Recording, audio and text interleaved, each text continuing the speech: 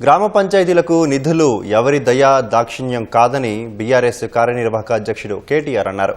నిర్మల్ జిల్లా ఖానాపూర్ నియోజకవర్గం నుంచి బీఆర్ఎస్ తరపున గెలిచిన సర్పంచులతో తెలంగాణ భవన్లో సమావేశమయ్యారు.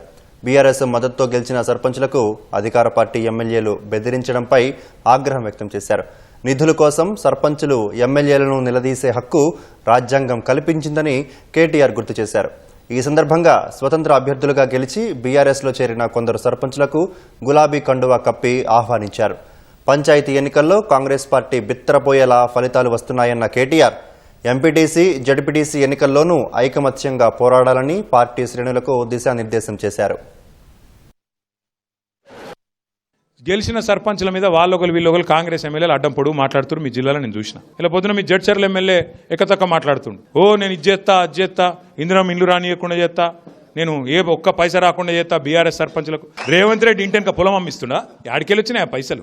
పైసలు ప్రజల కోసం ఖర్చు పెడుతందుకు మనం ఎమ్మెల్యేలు, ఎంపీలు, మంత్రులు ధర్మకర్తలు మాత్రమే. గెలిచినమంటే అదేదో మన ఇంటికెళ్ళి పైసలు పెడుతున్నట్టు. ఇంకో ఎమ్మెల్యే చెప్తుండే మీ కూడా వనపర్తి ఆయన ఈ గేట్ కాడికి రానియట్టు. నీ గేట్ కాడికి వచ్చే కర్మేంద్ర భయ్ నాకు అర్థం కాదు. బాబాసాహెబ్ రాసిన రాజ్యాంగం ఆధారంగా మన హక్కుగా పైసలు రావాలి. తప్పకుండా మీరు ఐకమత్యంగా నడవండి. రేపు ఎంపీటీసీ, జెడ్పీటీసీ ఎన్నికలు వస్తాయి. ఎక్కడి వాళ్ళు అక్కడ ఐకమత్యంతో. ఇప్పుడు సర్పంచ్ ఎన్నికలు ఏదైతే చూపెట్టినరో ఆడనో ఇన్నో చిన్న చిన్న మిస్టేక్స్ ఉంటే వాటిని కూడా సరి చేసుకోండి. రాష్ట్రంలో ఇలా ప్రతి రైతు కోరుకుంటున్నాడు మళ్ళా కేసీఆర్ రావాలి, మళ్ళా కేసీఆర్ వస్తేనే బాగుంటుంది అనే మాట వాళ్ళ రైతులు చెప్తా ఉన్నారు. ప్రతి ఆడబిడ్డ కోరుకుంటున్నది తప్పకుండా మాకు కేసీఆర్ గారు ఉంటేనే మంచి జరిగింది, మళ్ళీ మంచి ఆయనే చేయగలుగుతాడని.